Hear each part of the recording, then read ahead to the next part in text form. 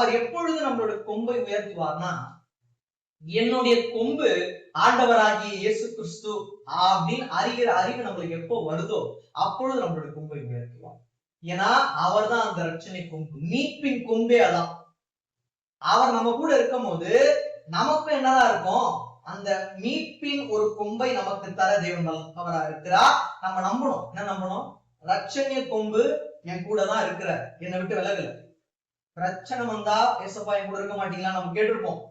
அடைய மாம்சம் இல்லையா, மாம்சம் வந்து பலவீனம் உள்ளது, ஆவிதான் உற்சாகம் உள்ளது. அதனால மாம்சத்தில் நிறைய கேட்டிருப்போம், எவ்வளவு பிரச்சனை வருது, எவ்வளவு அழுதுட்டு இருக்கேன், எனக்கு மட்டும் ஏன் அப்படி பண்றீங்க, நிறைய கேட்டிருப்போம், கண்டிப்பா கேட்டிருப்போம். ஆனால் தேவன் அப்படி செய்கிற தேவன் அல்ல. அவருக்கு தெரியும் உங்களோட வாழ்க்கைய எப்போ எந்த நேரத்துல மாற்றணும்னு சொல்லிட்டு அவருக்கு தெரியும். அப்பதான் மாற்றுவார். உடனே வந்து கொடுத்துட்டா மறுநாள் மறந்துடுவோம்.